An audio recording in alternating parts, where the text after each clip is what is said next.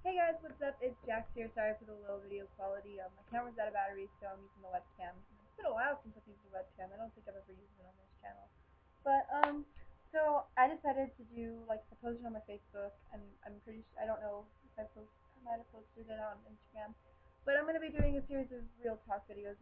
Just really just getting deep into subjects that you guys want me to talk about. If you need help on them or anything for example, today I'm going to be doing bullying, and then the next episode is going to be over sexualization, which was actually a really good idea. But yeah, so basically what I'm going to do is going to talk a little bit about my experience of bullying and my tips, I guess, on what to do to get through it. Ever since I was younger, I was always a little bit of a weird kid. Like I have videos of me just dancing and jamming out as a little kid. But growing up, it was actually really hard for me to make friends, just because I was so different. Like, I've moved, and plus I moved around so many times. I was born, I was born and we literally stayed where I was born 2 years, and then we moved. When I was two, we moved to Alaska, and I lived there for almost 6 years. So all of my younger childhood, I grew up in Alaska, and in Alaska, it's pretty isolated. I mean, you can't really make friends there. The schools are all small. Plus, I was homeschooled as a younger kid, so I really didn't have friends. And we moved after 6 years of living there to Las Vegas, Nevada, which it's a bigger city, a lot more people close together. The schools are bigger and everything. And I started going to a school there, and I always was different, really different too. I remember my mom stopped dressing me and stuff, and I got to dress myself, and it's pretty fashionable kid. But I always had this more alternative style because I grew up in a really mixed home. My mama was a country girl to heart, and my dad's a rocker, and I kind of take after him more than anything. I really, really, really loved rock and roll from a young age. I remember being in the truck with my dad, and then we would just jamming out, headbanging, have blaring metal, we would listen to Metallica together. Yeah, good days. But anyway, I would always dress different.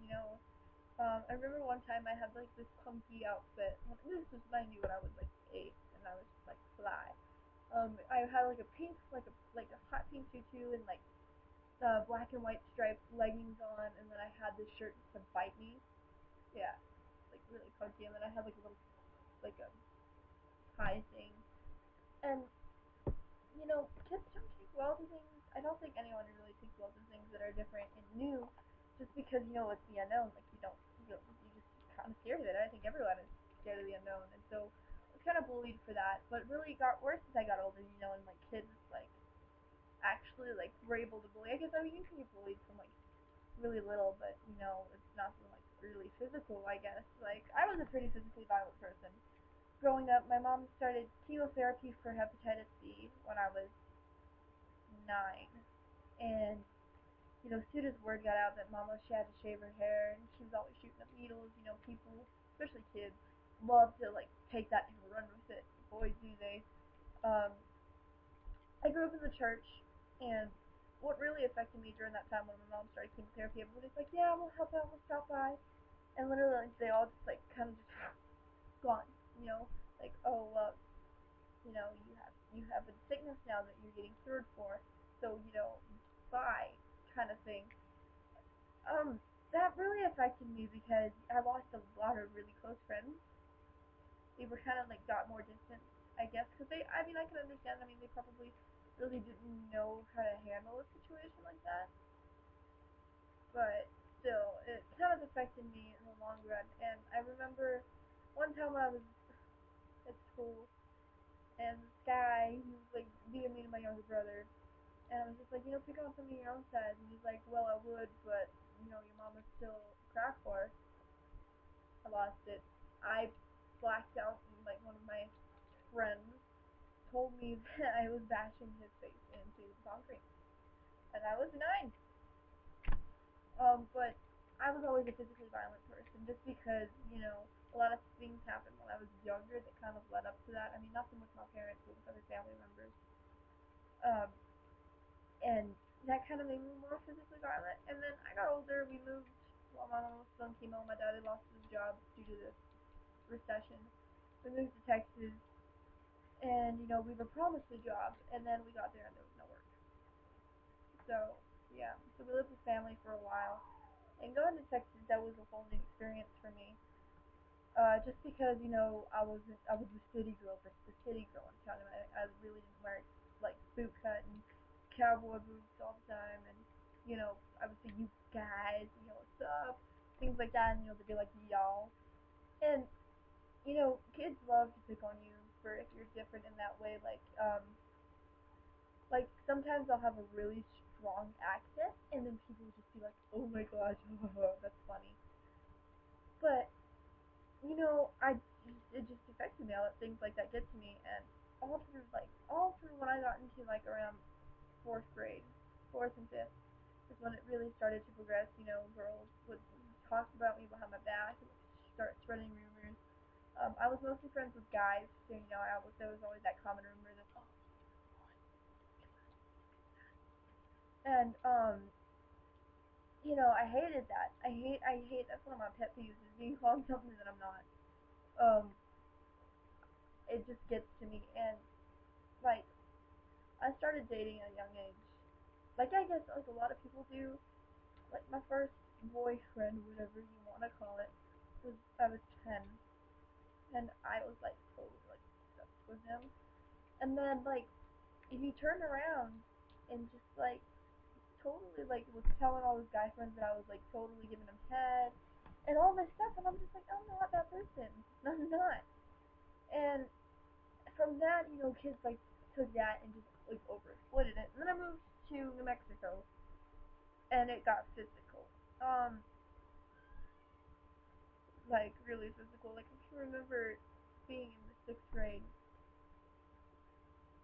and like kids would spit on me and cuss me out and like elbow me and just do anything that they could to let me know that I was worthless to them, um, which was really hard.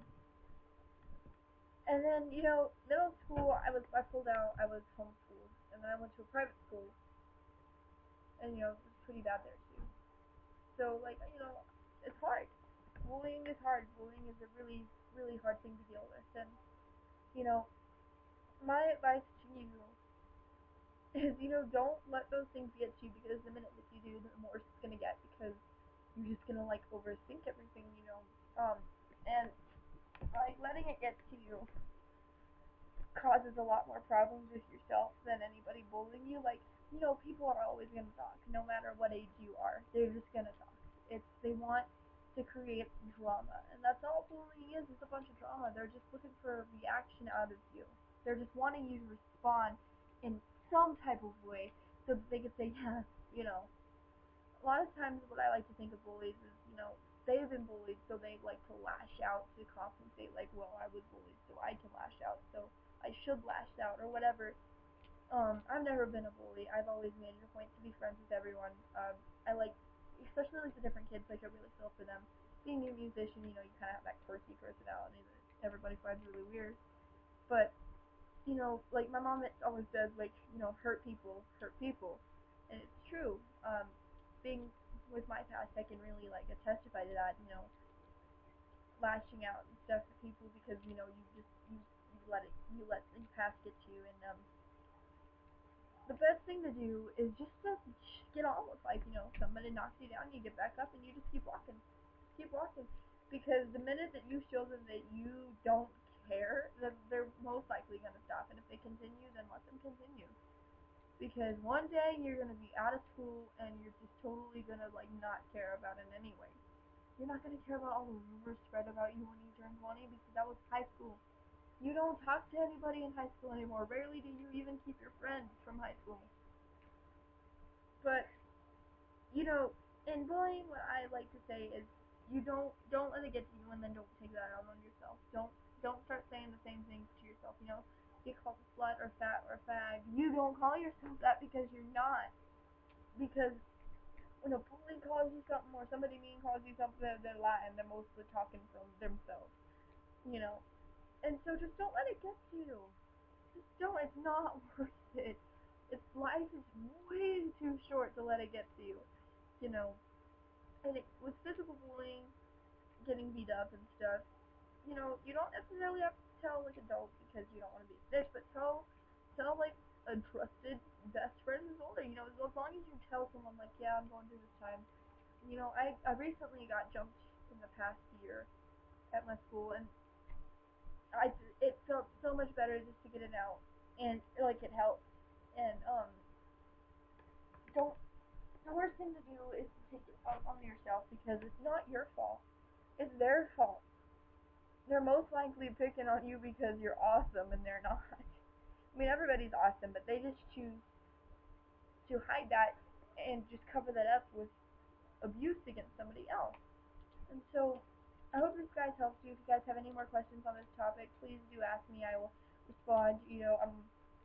I'm on Twitter and Instagram and Facebook. You guys can go like that stuff. Um, Comment down below what else you want me to talk about. I hope this video helps you again. And anyway, if you have any questions, please do ask. It helps to ask. So I'll see you guys in the next video. Bye.